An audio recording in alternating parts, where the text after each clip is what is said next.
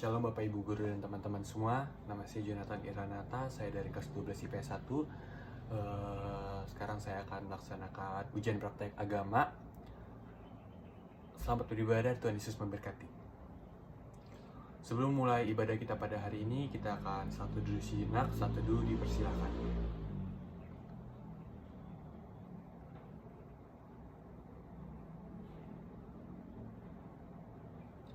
Saat teduh selesai, untuk masuki ibadah kita pada hari ini, kita akan menyanyikan satu buah lagu, yaitu Kejaplah dan Lihatlah.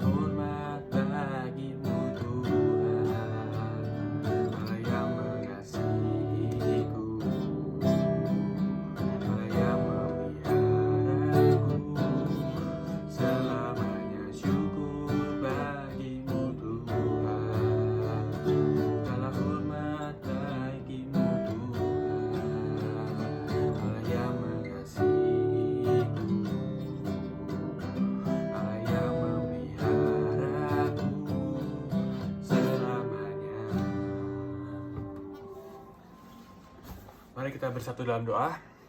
Tuhan, terima kasih Tuhan untuk penyertaan-Mu pada hari ini sehingga kami masih bisa beribadah pada hari ini Tuhan. Tuhan berkati ibadah ini dari awal, pertengahan hingga akhirnya Tuhan. Berkati juga hamba-Mu ini yang akan menyampaikan isi dari firman-Mu Tuhan. Semoga biarlah setiap orang yang mendengarkan firman ini bisa diberkati hidupnya Tuhan. Terima kasih Tuhan Yesus, haleluya, amin. Oke.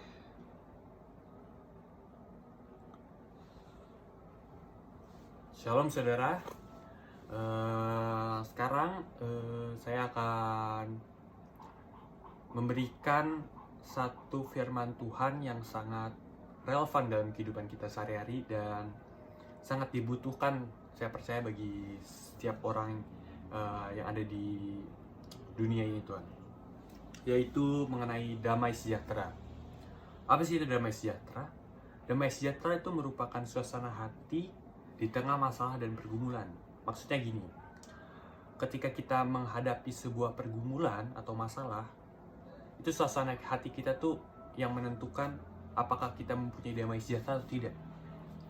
Ketika kita menghadapi setiap pergumulan atau permasalahan, suasana hati kita ketika kita ada damai sejahtera dalam hidup kita itu suasana hati yang senang dan bahagia, suasana hati yang tidak cemberut.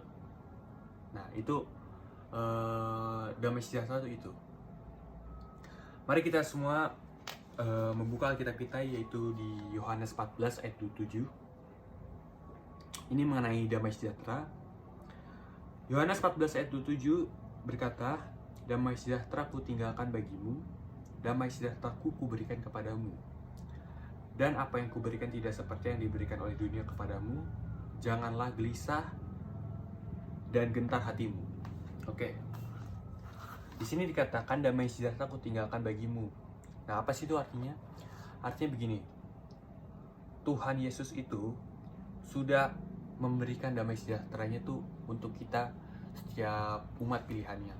Dan bagi seluruh umat yang ada di dunia. Jadi ketika kita mengalami pergumulan atau permasalahan, seperti kita dirugikan atau dihina, dilecehkan, apapun bentuk kekecewaan di dalam hidup kita, itu kita bisa bisa tersenyum. Nah, itu damai sejahtera tuh yang Tuhan berikan tuh itu. Nah, di kata selanjutnya ada ditulis, damai sejahteraku kuberikan kepadamu, dan apa yang kuberikan tidak seperti yang diberikan oleh dunia kepadamu. Nah, di sini juga diartikan begini, damai sejahtera yang Tuhan berikan dan damai sejahtera yang dunia berikan tuh dua hal yang berbeda. Kenapa begitu? Karena damai sejahtera yang dunia berikan itu damai sejahtera yang sifatnya sementara. Jadi kayak misalkan kita menghadapi pergumulan atau permasalahan, kita setiap kali suka minum-minum atau kita lari ke dunia-dunia malam. Nah, itu adalah jalan keluar dari setiap permasalahan. Tetapi ketika kita ada damai sejahtera di dalam hidup kita yang Tuhan berikan, itu sangat berbeda. Karena ketika kita menghadapi situasi atau masalah yang kita hadapi, itu kita tetap gembira dan hati kita juga tenang. Itu dua hal yang berbeda. Nah, di sini saya mempunyai 3 poin, yaitu bagaimana cara mendapatkan damai sejahtera yang menurut saya. Poin pertama itu kita harus memiliki hati yang bersih, saudara. Kenapa kita harus memiliki hati yang bersih? Karena kita hati itu salah satu faktor yang paling kritis menurut saya ya, ketika Anda menghadapi sebuah pergumulan. Karena ketika kita menyimpan dendam dan suka emosi, gampang emosi, iri hati, kedengkian yang kita miliki dalam kehidupan, dalam hati kita, nah kita itu tidak bisa mendapatkan damai sejahtera, saudara. Nah, damai sejahtera sendiri tuh hati kita tuh juga perlu senang, hati kita tuh bersih, kita harus mengampuni, mempunyai sifat-sifat buah-buah roh kayak mengampuni. Nah, itu. Yang kedua, kita bagaimana cara mendapatkan damai sejahtera itu melekat dan mengenal Tuhan. Nah, ini penting tuh, saudara. Setiap kali kita beribadah dan setiap kali kita bergumul dan kita berdoa dan beribadah kepada Tuhan setiap harinya, itu kita akan semakin mengenal siapa Tuhan kita semakin mengenal identitas diri kita yang sebenarnya. Nah, itu kita bisa mendapatkan damai sejahtera. Damai sejahtera pun akan sendirinya datang kepada kita. Yang ketiga, yaitu percaya dan mengandalkan Tuhan. Di dunia ini kita umat pilihan Allah itu harus percaya dan selalu mengandalkan Tuhan di setiap kondisi dan situasi yang kita hadapi. Nah, sekarang ini kan banyak kekhawatiran yang melanda bukan hanya di Indonesia melainkan di dunia, karena banyaknya virus-virus, banyaknya penyakit-penyakit, dan juga banyaknya berita-berita yang tidak mengenakan lah, dan tidak ada, jadinya kita diintimidasi oleh roh-roh ketakutan. Nah, kita di sini Tuhan mengajarkan kita untuk percaya dan mengandalkan Tuhan di setiap kondisi dan situasi apapun. Nah, jadi kita dalam hal-hal kayak gini atau situasi sekarang terkini, kita juga bisa mendapatkan damai sejahtera. Kita tidak dapat diintimidasi, kita tidak ketakutan. Nah, itu yang cara untuk mendapatkan damai sejahtera menurut saya. Nah, juga ada 3 hal juga, yaitu hal-hal yang seringkali membuat manusia tuh kehilangan damai sejahtera. Yang pertama, tentu yang poin pertama ini relevan dengan poin yang pertama, cara mendapatkan damai sejahtera itu pertama memiliki hati yang tidak bersih, saudara. Memiliki hati yang tidak bersih tentu dapat menghilangkan damai sejahtera. Jadi bayangkan saja ketika kita menghadapi sebuah pergumulan dan masalah, kita menyikapinya tuh kayak suka marah, menyikapi masalahnya suka marah, iri. Nah, itu yang membuat kita kehilangan damai sejahtera. Yang kedua, itu harapan tidak sesuai dengan kenyataan. Nah, ketika kita sudah mencapai keinginan-keinginan yang kita mau dan ternyata harapan itu tidak sesuai dengan apa yang kita inginkan, tentu itu membuat damai di hati itu semakin goyah, saudara. Nah, yang ketiga yaitu meragukan Tuhan. Nah, ini adalah yang paling tidak bisa ditolerir, itu meragukan Tuhan. Tuhan sudah bilang bahwa Tuhan sudah memberikan, yang tadi Yohanes 14 ayat 7, Tuhan sudah memberikan damai sejahtera kepada kita. Jadi kita tuh seharusnya tidak boleh meragukan Tuhan lagi, saudara. Walaupun di tengah kondisi dan situasi yang tidak baik untuk saat ini. Oke, selanjutnya saya akan memberikan 3 poin juga, yaitu pertanyaannya, kapan kita memperoleh damai? Poin pertama, kita memperoleh damai itu bisa ketika kita memiliki niat dan keinginan yang bersih. Damai itu bukan berarti hidup kita tanpa masalah, tetapi damai adalah kita ketika niat dan keinginan hati kita tuh bersih, saudara. Jadi ketika niat dan hati kita dan keinginan kita bersih, itu pasti damai sejahtera, kita bisa memperoleh damai sejahtera itu sendiri, saudara. Nah, yang kedua, itu ketika kita berani mendahulukan Tuhan daripada keinginan atau kepentingan serta keuntungan pribadi kita. Nah, Alkitab berkata, cari dahulu kerajaan Allah serta kebenarannya, maka semuanya akan ditambahkan kepadamu. Itu ada di Matius 6 ayat 33 sampai 34. Kita tuh seringkali terlalu sibuk akan hal-hal duniawi sehingga melupakan kewajiban kita untuk berdoa dan beribadah. Nah, ini nih yang seringkali masalah-masalah ini tuh timbul di zaman-zaman modern ini. Kita seringkali sibuk dengan gadget kita sendiri, kita seringkali sibuk dengan dunia kita sendiri.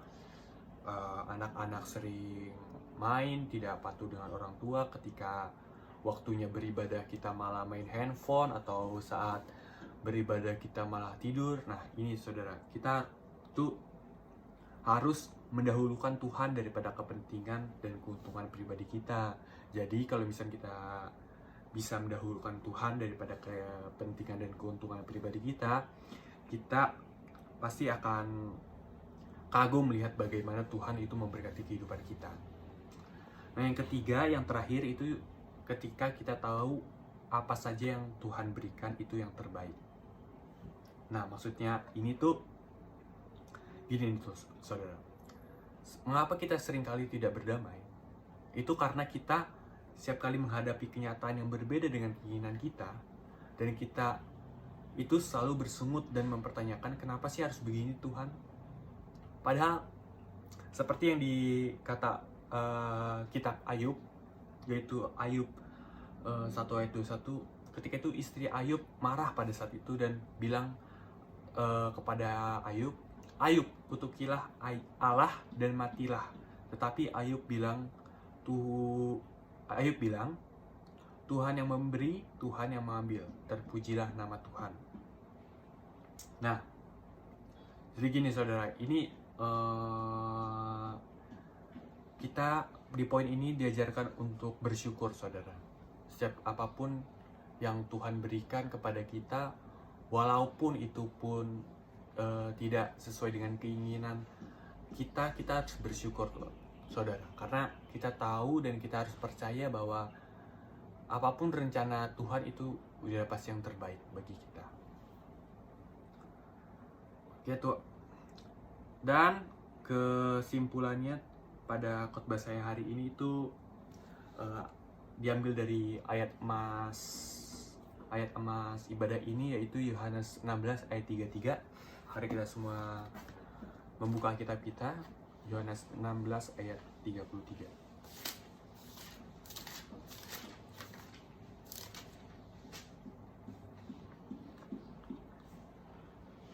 Yohanes 16 ayat yang ke-33 berkata, "Semuanya itu kukatakan kepadamu, supaya kamu beroleh damai sejahtera dalam aku.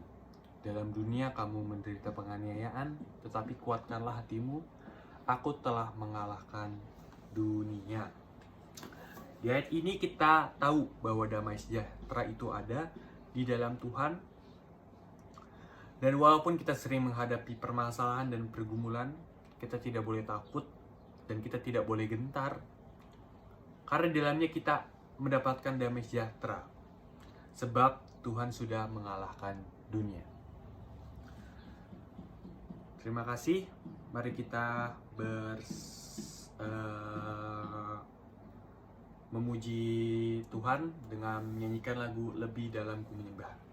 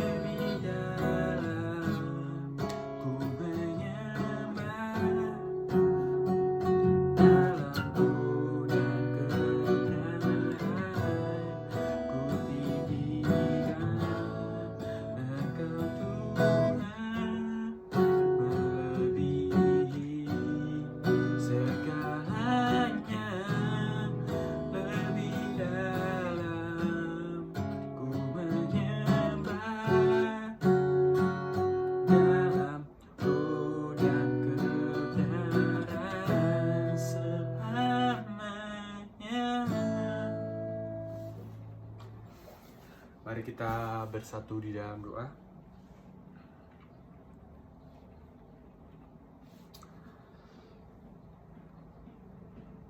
Bapa, terima kasih karena berkat-Mu di hari ini kami bisa melakukan ibadah ini. Tuhan, Engkau tahu di hari-hari ini banyak sekali kecemasan dan ketakutan yang sedang dunia hadapi.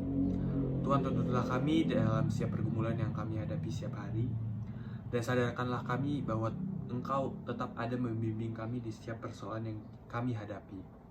Karena kami yakin dan percaya Engkau sumber kedamaian bagi kami, dan hanya Engkau Tuhan yang tidak pernah tinggalkan kami.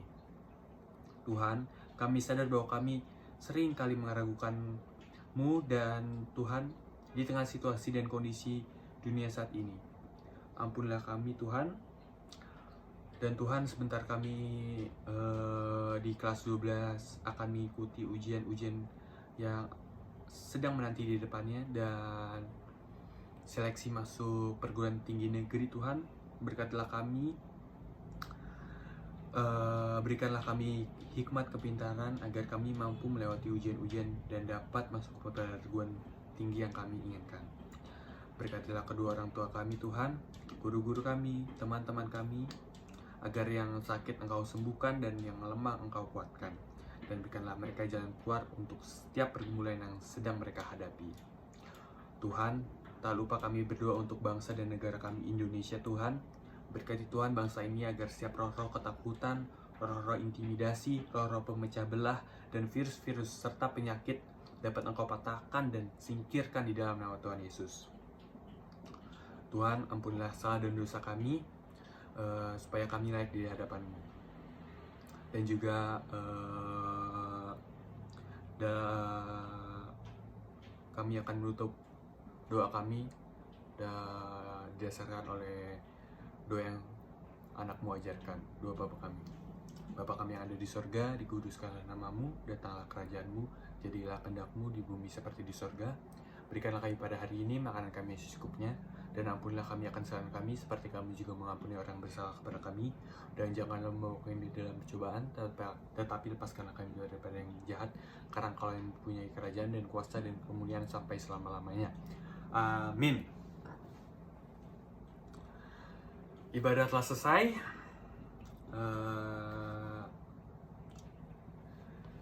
Shalom. Pertama-tama, saya Jonathan Iranata ini ingin mengucapkan terima kasih kepada Bapak atau Ibu Guru yang sudah memberikan bimbingan serta saran-saran sehingga saya dapat menyelesaikan tata ibadah ini, dan saya bisa menyelesaikan ibadah saya ini.